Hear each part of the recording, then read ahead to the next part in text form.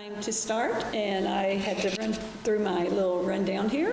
All right, those of you who do not know me, I am Adele West Fisher. I'm the coordinator of library services here at the Athenaeum. And throughout the month of April, this is National Poetry Month, as well as Poemtown here in St. Johnsbury, and we're happy to host Noontime poetry readings on Wednesday through the end of the month. Just a couple of really quick reminders of things that are going on, and then we'll get to the main event. The last Wednesday of the month at 7 o'clock for the next few months. I think the first one is the 24th of April. We're having another mindfulness workshop going on.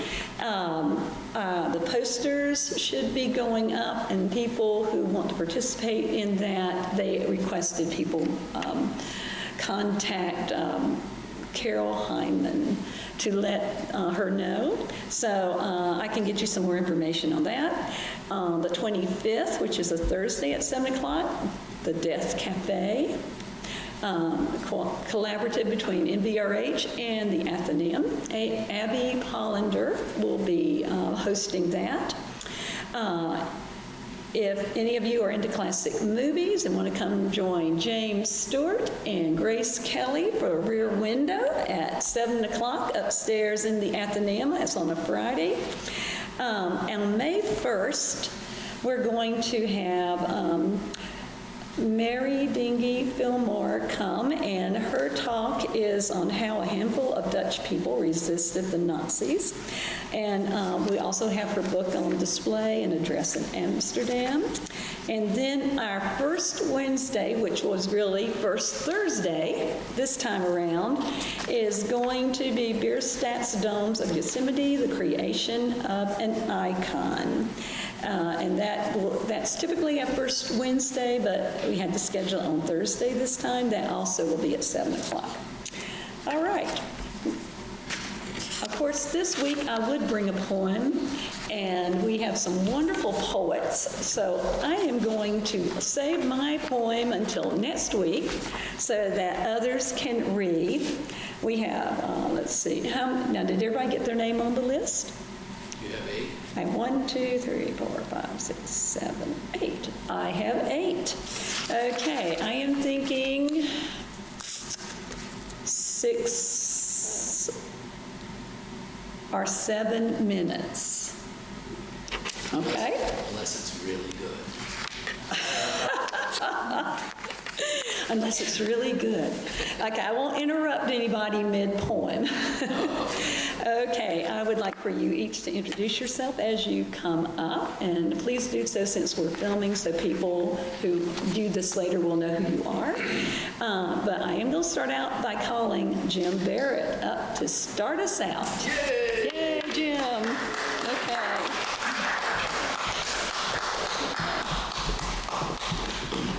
What's in the backpack, Jim? You'll know in about 5 minutes after I finish reading.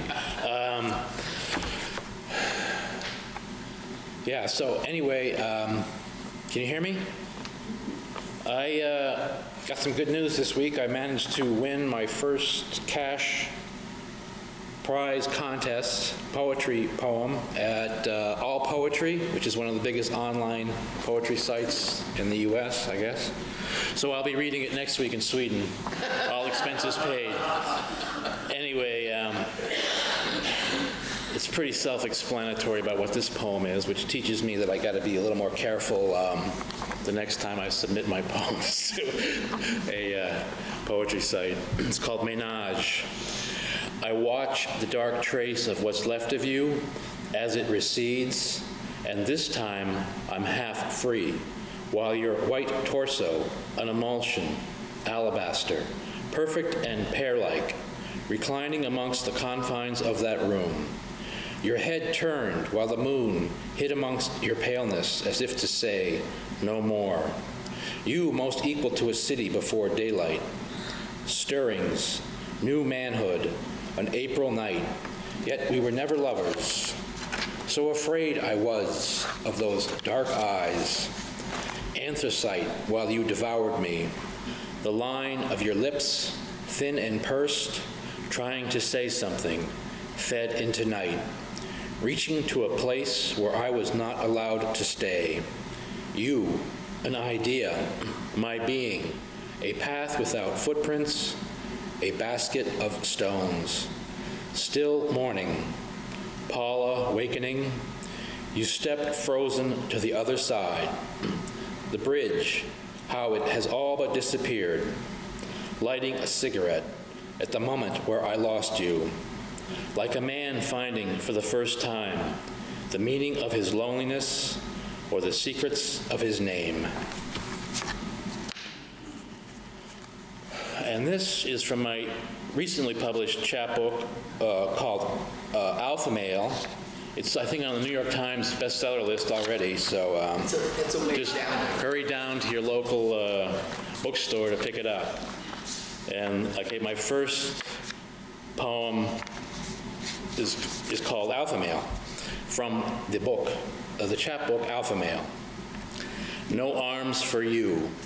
I was more beta, and luck threw me out. Our hour no different, deep and dark. Clap, clap, clap. Wasted in the blood of the streets. You and I held no hours, but the numbers, only the numbers, up against the starlight, burst us out, amigo, into the world, what comes to me now, our struggle, our great script of emptiness. Amigo, and the stars are there. Hey, hey, hey, la bombe, clicks and clacks. Hey, hey, hey, thunders and booms. And I guess I'll just go right down the list. Alpha Male 2. Forget the bloodbath. Let's take the world. Take, take, take. What's ours? Our right, our freedom. Brain matter against a winter wall. Smell of hair and cologne, just combed in your eyes. Are the hunted mistresses of madness, all broke, all busted. I hear the bloodied voices drip from your hands. Drip, drip, drip. The rain falls. I know it's not you, who you really are. I'm not you. I'm not even close. You're not God. I guess I'll go with the Alpha Male finale, Alpha Male 6. Cluttered in the room of red bones. You still owe me. I owe you this. Reflection.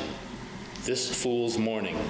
Guns and mountains, lovers and streams. The death you think of, I can't go with you. The prom suicide is finished. My love, my heartbeat, I go where I want, alone. I'm not the one you're using. I'm free. I carry it out. I think I have one. My final one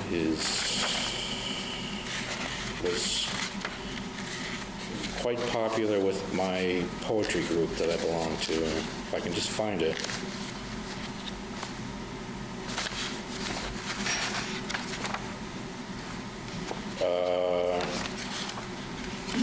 Okay, I can't find it. So I'll read my last poem. It's about my kids in a cabin that I used to live in. It's called From Home. The cabin goes for winter's place. Where are the children? Ask me. They seem to float away. The forest will be my eyes and ears. Why do I come here all alone? Go away. Such thinking without the depths that are there. They've left their voices, their tiny teal-shaped voices, tiptoe through the wind by the creek's sullen edge. Advice for the lovelorn. Well, just don't. Obsession's my delight as well as my duty. The cabin's not quite exactly gone. Squat and tiny like a heartbeat. There's an owl, unheeded, indeed disguised, gazes from his pyre down by the ridgeline. He won't be leaving any time soon. Calling, forever calling, that snow-felt moment. Stares out at the sky. He lifts his wings. He cries for home. Thank you. Thank you, John.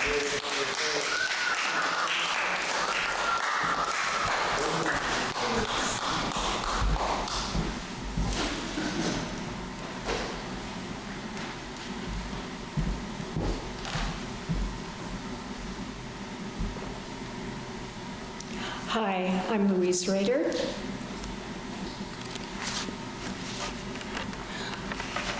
Recently, I heard on VPR that geese, certain species of geese, are now actually disappearing due to pesticides and climate change. So I had already written the poem, but I'm especially glad that I did.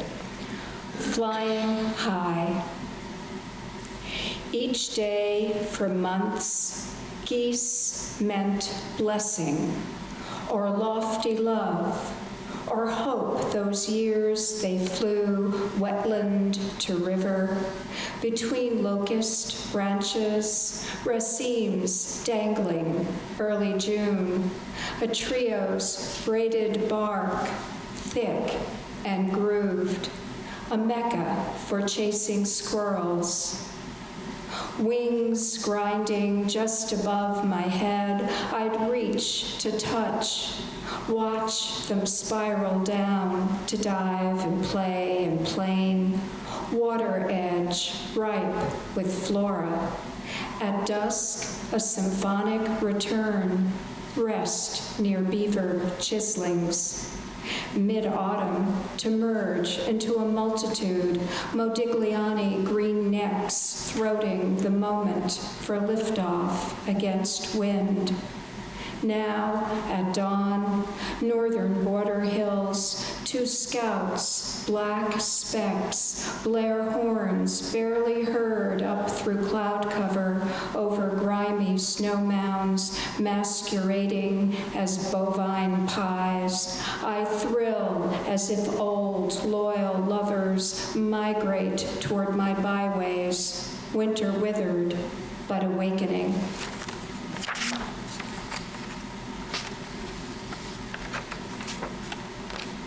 We're all aware of what happened Monday night in Paris, the ironic tragedy.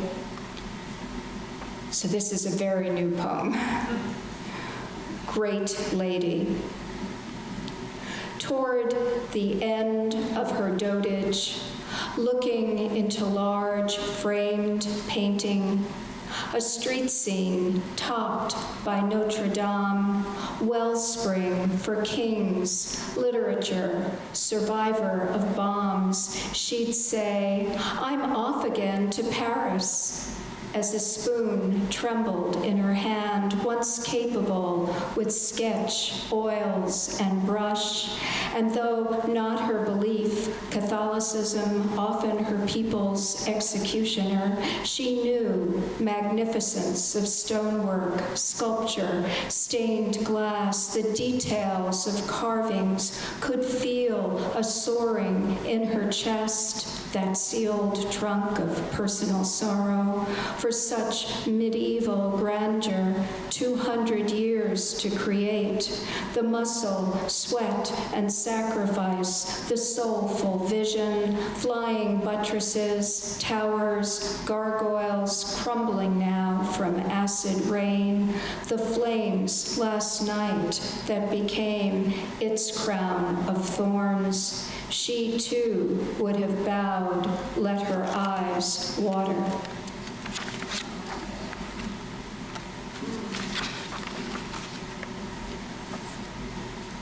I don't know if any of you have ever had the experience of unwitting roadkill, but I have. Wildlife wedding. I'd sit on a hill at dusk and dawn, my breath alerted for bear, bobcat, human, as tawny whitetails meadow grazed. A party, grilled deer shot by hunter groom follows the bride, dressed in flowers. Returning home, my peripheral eye, front left wheel, catch a beaver dragging its quill-pierced throat. Rodent, wetland engineer, belly still warm, I toss its weight down an embankment, wet it to parallel stream. A blessing, my friend says, after that porcupine tussle.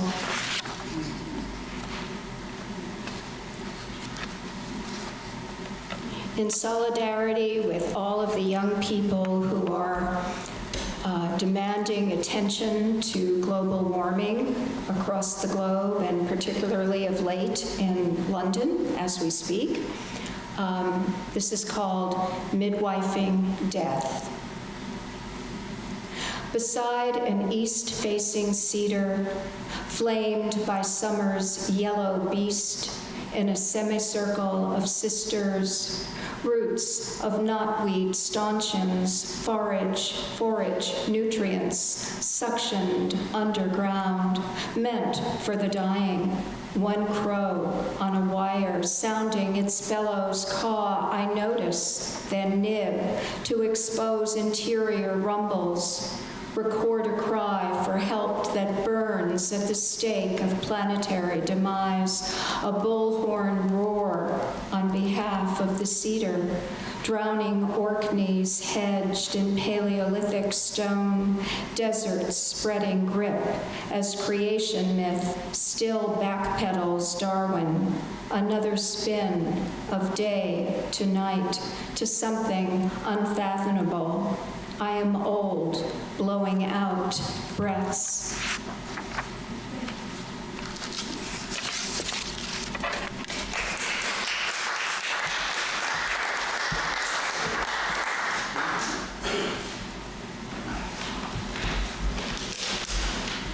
You don't have your backpack with you, Steve? I didn't bring the whole thing.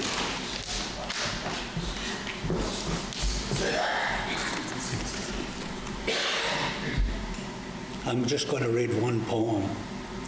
It was longer than the Odyssey, but I compressed it down for today's event. It's called The Thing with Feathers. An early bird, a harbinger of spring, the first bold robin in the snow came bob, bob, bobbing as they do, a hip-hopping, start-stopping way to move. With our feeders taken out by bears, we wondered what the bird would eat. If sustenance existed below the snow, could worms surface through frozen ground? Another came, swooping up from the south, collecting sticks and strings and twigs and things, building in the lilac tree, a feathered contractor constructing just outside the kitchen window. A nest-like thing, all daubed with mud, with a lining made of grass for cushioning the magic eggs, bluer than Paul Newman's eyes. Frank Lloyd Wright, a home creator, might criticize the exterior of the nest, but he's always claimed the egg shape and design is one of two things perfect for its function. The other thing is a needle, which is off the topic here because birds cannot sow, but they taught the other Wrights to fly. Then came the offspring, unfeathered, ugly little things with greedy beaks and chirping cries that left the nest barely knowing how to fly. Our own parents hand things down, habits and ideas and the genetic drive about returning to our birthplace or coming home to family ground. And so it is with robins. They may be the worst. They're known for stacking nest upon nest, like building apartments or high-rise condos so their children can return and do the same. So now we're being overrun and infested by batches and broods of succeeding generations, bobbers that keep coming back, building everywhere and anywhere they please, on the braces of the deck, underneath the eaves, in all the crooks and crotches and in the limbs of trees. It's like living in a Hitchcock movie with bird life flocking in and taking over, encroaching on our homes and buildings, intruding on our lives and living space. This spring, One of last year's fledglings, a kid with a sense of entitlement, came back and built a nest in our garage, right inside, for heaven's sake, believing that every home deserved the best and deciding that included central heat. He constructed his new high-rise home right on top of the electric garage door opener.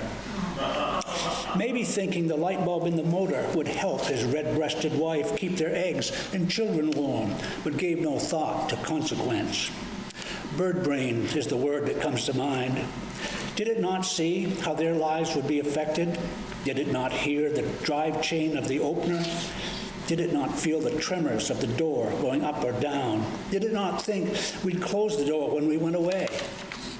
Did it not think about being separated from the children? Did it not think about politics and the situation going on today?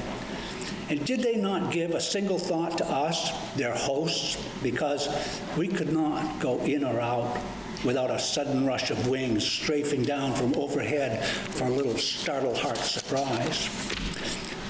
They used the rooftops of our cars for porta potties, and whenever we drove in or out, they went into flutter frenzy furies and eyed us with dirty bird beady looks in their annoying, accusing way.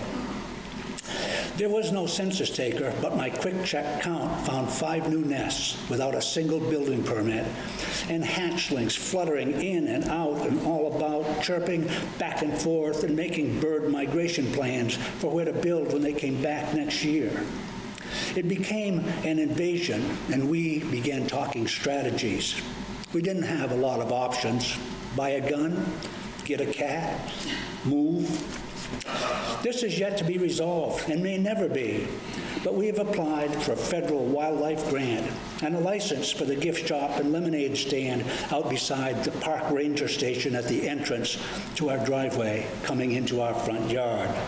Our property will become a wildlife refuge, untaxed and government maintained, which means the rangers will mow our lawns, and we will live happily ever after in our bird sanctuary for robins. Emily Dickinson was right. Hope is the thing with feathers. Yeah.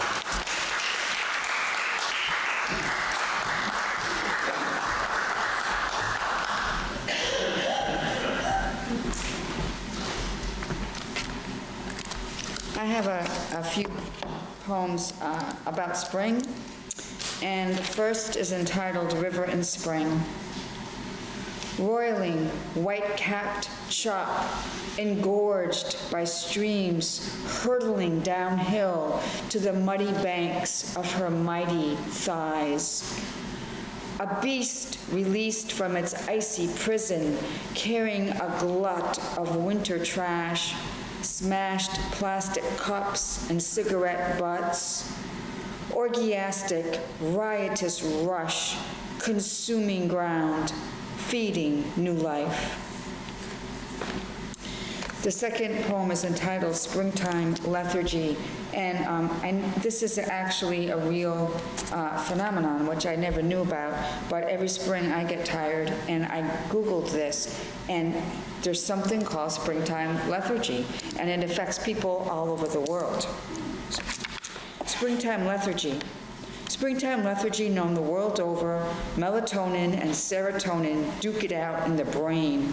The body as stuporous as spring mud. Like a bear staggering out of hibernation, it can't sleep or awaken. Gone is the splendorous snowpack, and gone is cold like a breathing animal, needling flesh and freezing sap, causing trees to crack. But not yet the first bud, not yet the honking of returning geese or the first crocus. A long, latent pause. The body cannot adjust. This is a short haiku. Well, all haikus are short. It's entitled Early Spring. Pussy willow trees, the first seeds. White tails of deer vanish on thin stilts. And finally, a poem called Notes on Hunger. Hunger is the hand that spins the earth, life chasing itself with open jaws. We are born into hunger and toil in its fields all our lives. Hunger is the #1 top salesman in all departments: food, sex, pets, music, cars, and jets. Hunger kidnaps the mind and holds it hostage until weak need we surrender. Hunger can never be banished, only appeased, maybe managed. Hunger, an open wound that never fills in, tunnels through flesh, incessant emptiness. Hunger, a gaping mouth, can squeeze the life out. Thank you.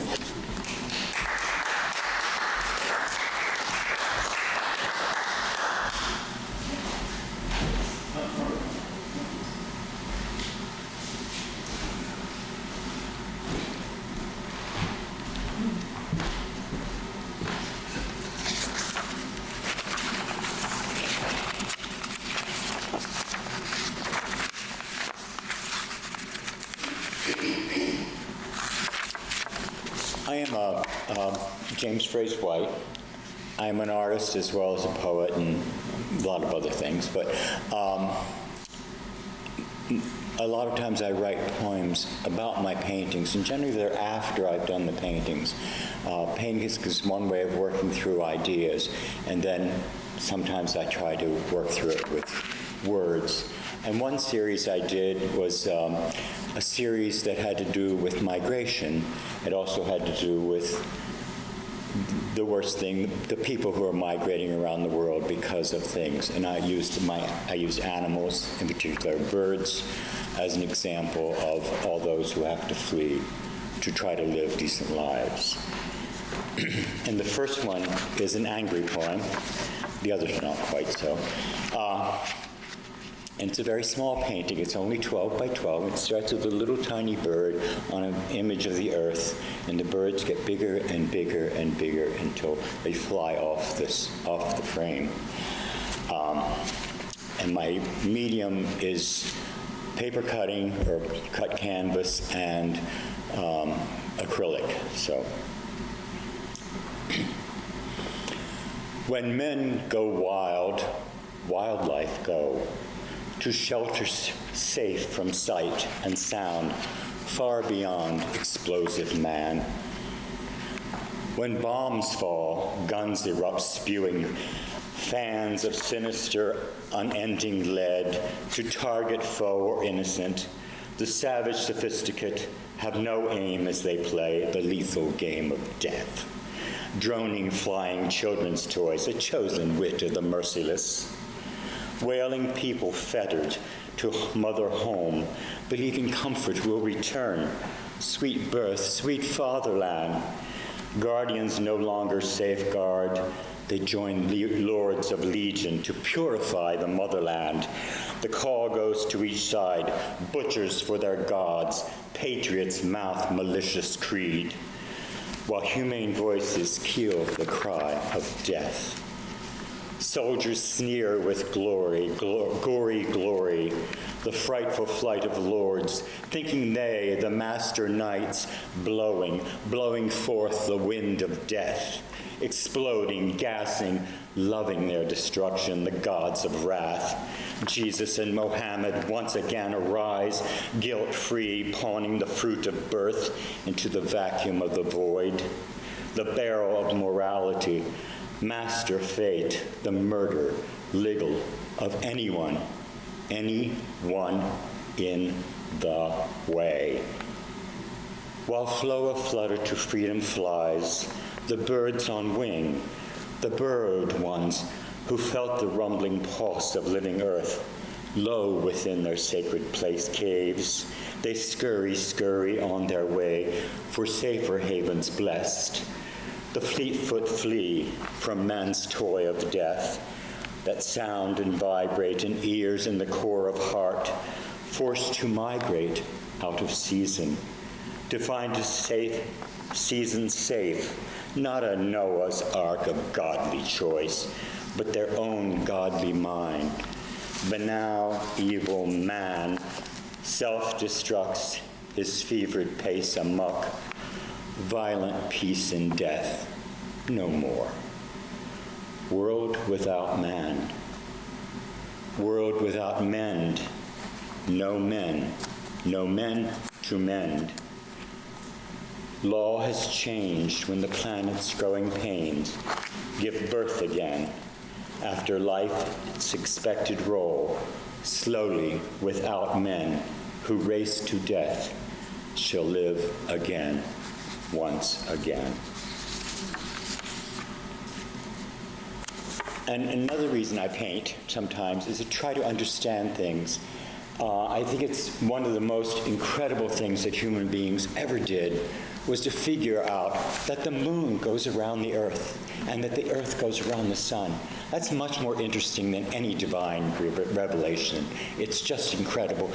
And I understand it intellectually, but there are parts of me that don't understand it, and I find the older I get, the more I try visually to understand the movements of light and darkness. And this is a painting which shows a variety of planets, and they all have light hitting them at different substances. And the part of the idea of the painting is to try to figure out where that light source is coming from, what is happening to give it that light. And it's a little more amusing poem. It's called, May I Ask the Equator, Dear? A silver edge of moon hints tomorrow's sun.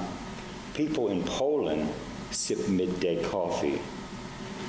Pre-dawn of earthly calm, the crescent yellow-white, so quiet in the city night.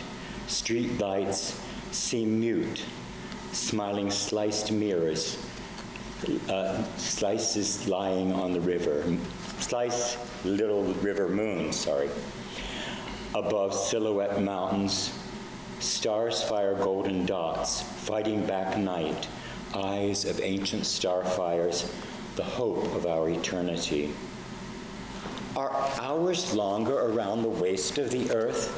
So much wider than here in the north, where dark and gradient comes on our reviving home, leading us each day to new light and sunrise until we set and join her in the continuing soaring path, circling, circling, circling, in the meaningful, meaningless life.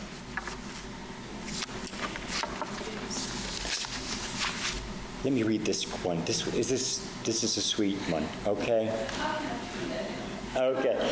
This is a painting that is in an exhibit over at Studio Space in Barrie. It's called Deep. The exhibit is called Deep Blue, and it's an appreciation of the sea and of what we need to do to help save it. And this is written about a gentleman who used to work for me in our restaurant, who was a sailor. I worked at a seaport, and during one winter he worked for us, and he always mumbled and talked to himself, and this is about him, and it's called Uncle Finbar. Uncle Finbar sailed the sea. Uncle Finbar, fisherman friend, was full of the ocean. I swear he had fins, so deep his devotion. Each morn when his boat sailed from harbor to sea, he desired to lure the fish that would set him free. Alone you'd hear him mumble, I'll catch you, Mr. Tuna, Mr. Tuna, spanking with the refrain, I'll catch you later, if not sooner. All with tails he'd net us, both tall and true. Fish tails widely aswim into an ocean always blue. Of course, the one who always got away was the great Moby Tuna, a splashing in a splashing farewell sachet. How he loved the sea in sweet sunshine or storm, all creatures enchanted sought it with joy and alarm. Gulls swirled round the good ship. Uncle Finbar paraded ashore. Nets bulging with fish, he too was full, telling tales and waiting to fish once more. Thank you, and thank you for your patience.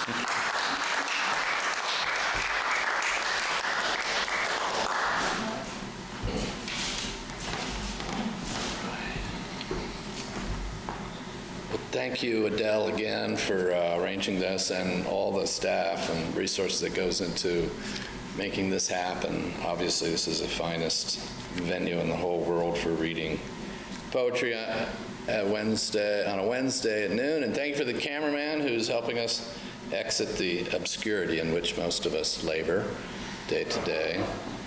And to all of you, congratulations for surviving all that global warming Mother Nature threw at us up here in northern Vermont. Snowbanks taller than I am must be one of the side effects of that phenomenon.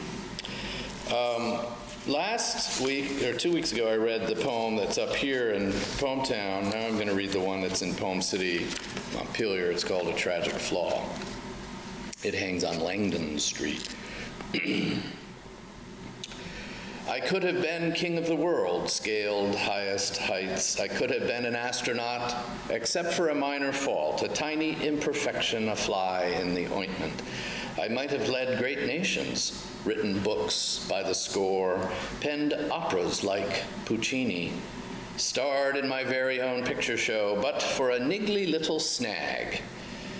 Shot myself a grizzly bear, married money, appeared in Vogue, but for a wad of gum gumming up the works. Yes, I might have been a world beater if I'd only gotten over you. These are, anybody who's ever visited my blog, I think it's about, since I started it in 2003, I think about 6 people have visited, and none of them is here. But maybe one day, if you should stumble upon it after death, whatever, you'll see that I do a lot of quatrains, 4-line poems, and I just pulled out a recent batch here for you. But again, you're really missing the full experience if you just don't go to my blog. But whatever. I mean, I'm not laying down a big guilt trip. You know, this is about you, not me. But anyway, the joy of quatrains or any short poem is that just about the time you decide you hate it, I'm already on to the next one. So the first one is How You Know You Belong. I forgot to remember to forget. Must be a country song. When hanging with the country set, that's how you know you belong. This one's called Ridiculer's Laughter. What value ridiculer's laughter, dragging like a dead hind limb? Our reward comes in the hereafter, where none expects to find him. This is Off to War. Off to war, you silly boys, unless you grow up quick. We'll ship you off where you will learn the meaning of homesick. And this, I wrote this the same day. Love had other ideas. Love had other ideas. She had other plans. We were busy living life. Now we are in her hands. How am I doing on time? I totally shot it up with silly little asides. Oh, that's enough for the world's greatest poem. It's actually called World's Greatest Poem. I'm sorry to Steve, who's heard it before, but I have made some changes. The reason I'm reading this is I sent it to the PSOV Spring Workshop Luncheon for input from Baron Wormser, so next time you see it, maybe it'll be better. For so long I've contemplated, just since morning, but some things can't be overstated, how to write the world's greatest poem. Of rhyming schemes I have plenty to choose among, to pick from, each framing the greatness of my words, striking my felt rhythm like a drum. If I were a writer of old of Greek, I'd toss a sprinkle into the present time dimension, introducing a classic wrinkle, Latin too, to revive the Romans whose spirit in some of us survives. Why did they take it out of the schools? It so the dusty passions revives.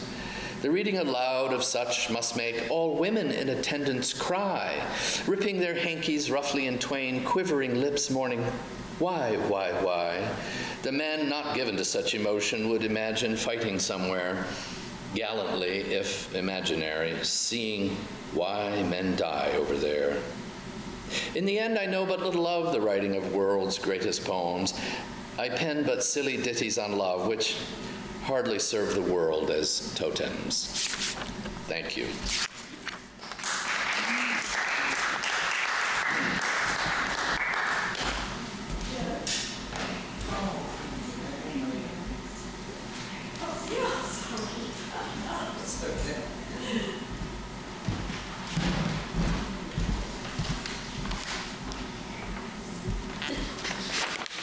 We have a great circle today. It looks like unbelievable poetry. I'm really enjoying it.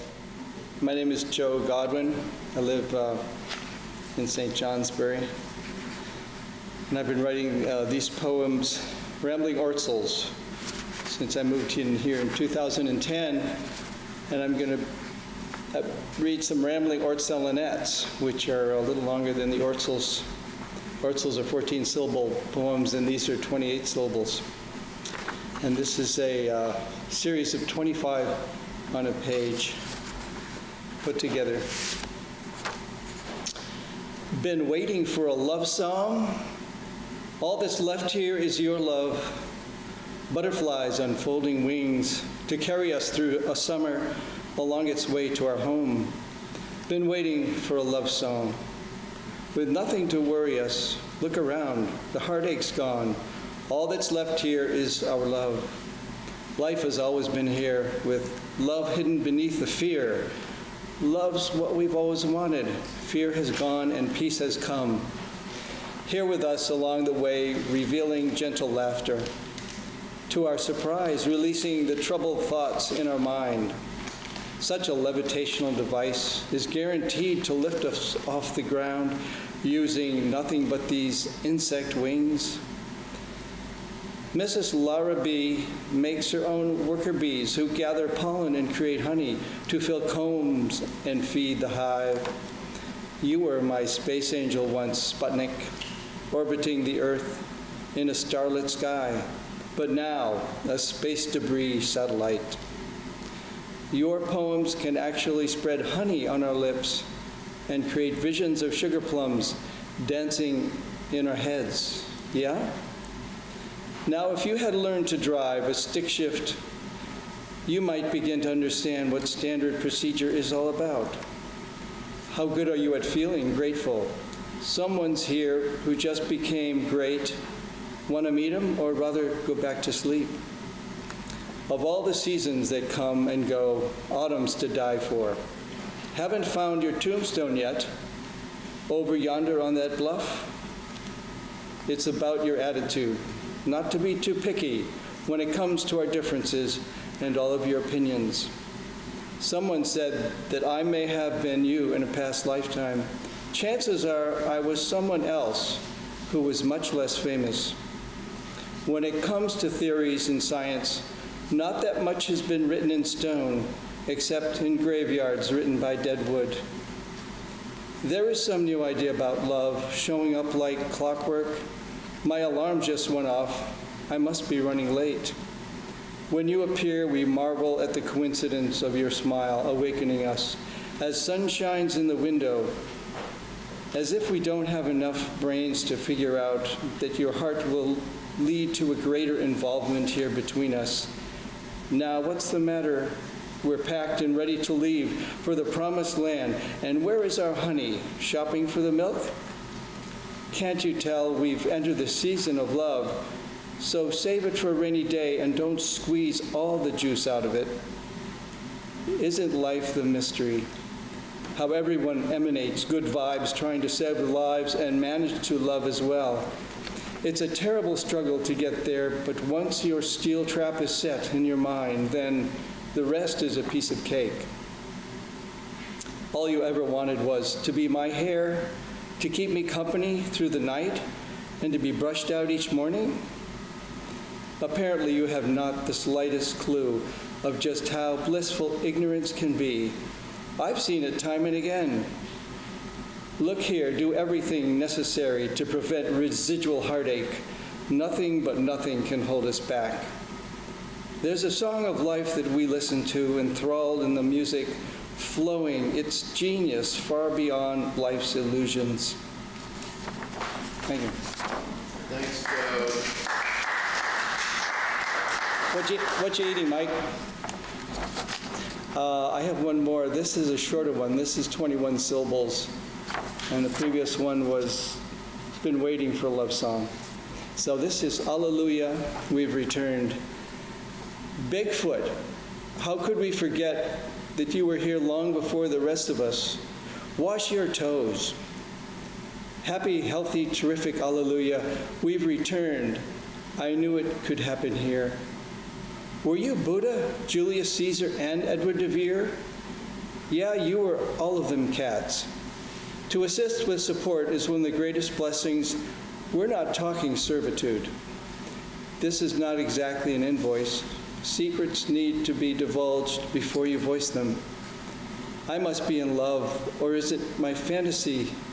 Is there in a place in your heart for me? Your dispassionate response has little bearing upon the game at hand. We're winning.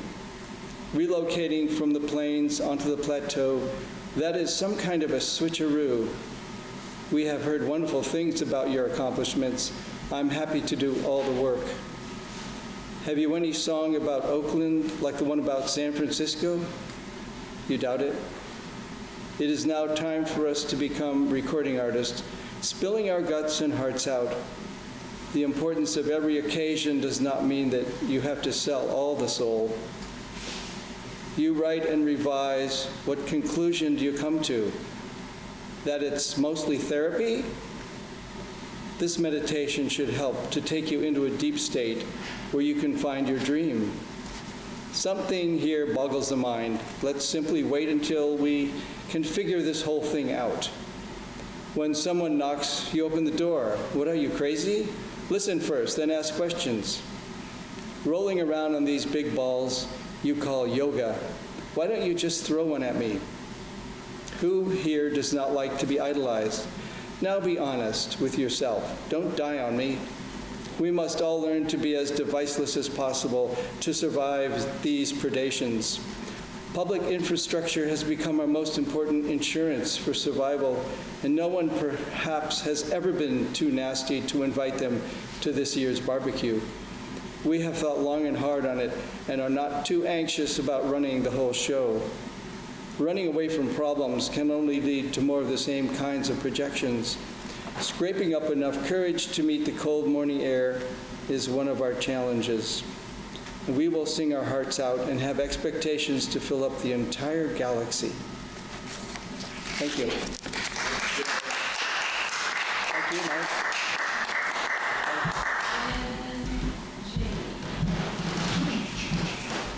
So, Sue?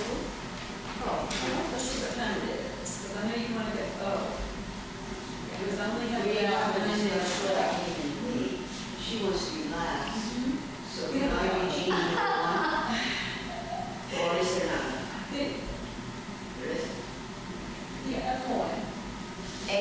Yeah. Oh, well, I don't know. Because then you can finish what you're writing. I'll read fast. Yeah.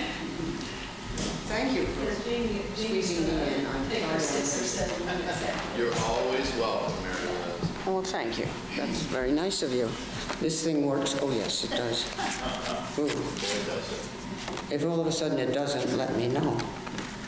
Hey, it's nice to see you, Jim. Okay, I had 3, and they were all about birds. And now, which bird would you like to hear about, I wonder? The cute one. Huh? The cutest one. The what? The bluebird. I don't have a bluebird.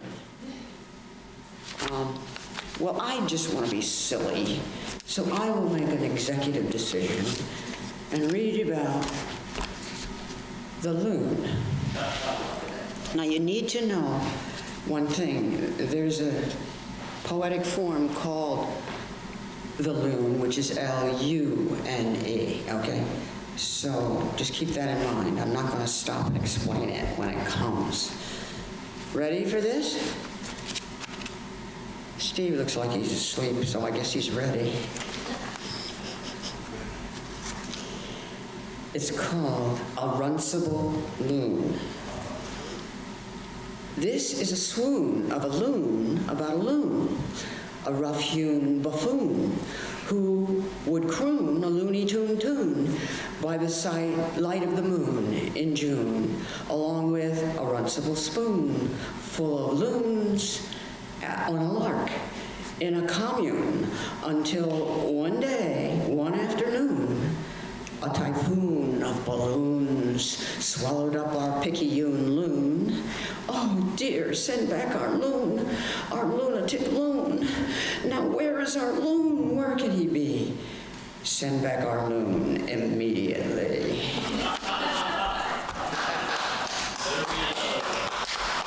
What? Well, you got to talk to Adele about that. I don't want to get in a fight with Adele. You want another one, Adele? Just one more. She seems to be reluctantly giving me, okay, don't talk, just read. She's giving me the eye. Okay, so I'll give you a short one then. This is about the phoenix, which I think is a bird. I haven't seen one lately. On a limb of the no-limit tree, an ancient bird lands, and I, beneath this everywhere sky, am shaken by love. All unlocked from the prison of myself, on course as every one woman, I chart the ashes and steer by firelight. I am the bird and the tree and the sky that shelters the no-limit me. Thank you. All right. Next time I'll read about the crows. Thank you very much. I really appreciate it. I always appreciate it when there's a chance to read with an audience that stays awake. Yes, Steve. Okay, Jeannie.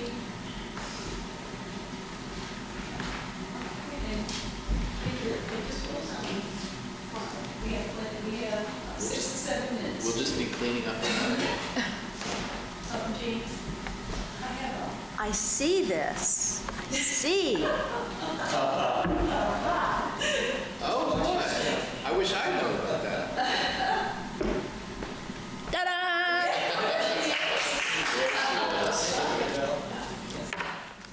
Well, Mary Liz will be a little bit hard to follow, but I'll do my best. I said you would be a little hard to follow. Your poetry. What about it? Okay, is that all right? Okay. Well, Mary Liz, here I go. Oh, first of all, my name is Jeannie Morris. I live in West Charleston. East Charleston is across the road. And so, here I am. But I was born in St. Jay. I remember this library very well. Okay. What do I know? That this is anger, that this challenge and not the warning for catching up, remonstrating, rehearsing, to write freely, showing diagrams. The wandering of alleys at bleak noondays, the sweep and whisper of memories. How does one affirm and acknowledge what anger to know? In November, are there measures, the cadence, a chill from the mountain? Is this known? And if so, what shall I embrace in November? Well done. Let me see. I don't know if I... Yeah. It's called City Not in America. Remember how our lips felt? We believed the moon too large. The church bell sang in alto. Remember how the river shivered? We might have danced, maybe. Mist, moist, lay against us. Remember how glass broke into our eyes? We tied the scarf around the statue so it wouldn't tumble in the sea. Call, remember, whisper, remember.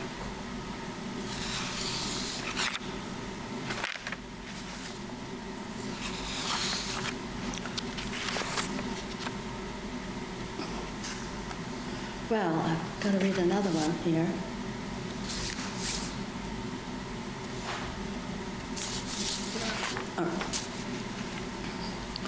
This is called Memory Knowledge.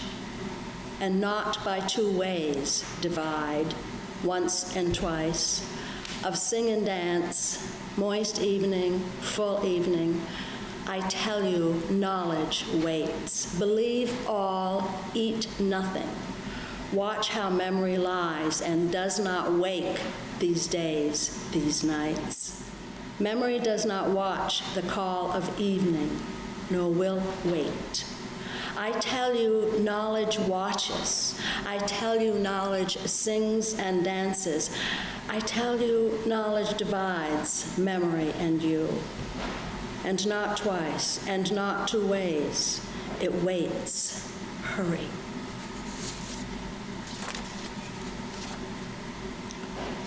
Okay, just one more. Bear with me.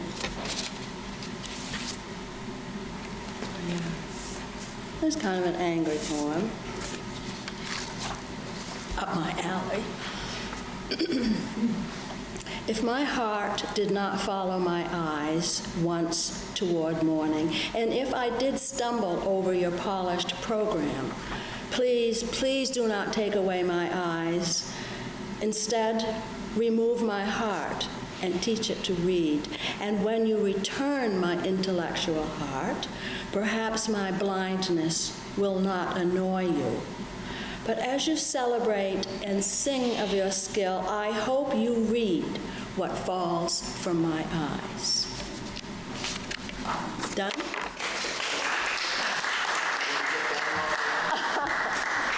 Thanks. Well done. Okay. Wow, this has been a great noontime of wonderful poetry. I want to thank you all for coming and contributing. I want to get up and remind people one more time that next Wednesday will be our last noontime poetry for the year in terms of celebrating our National Poetry Month in Poemtown. So I hope everybody will come back, bring your poetry, and bring some friends. Thank you very much. Thanks, Thank you, thank you, thank you.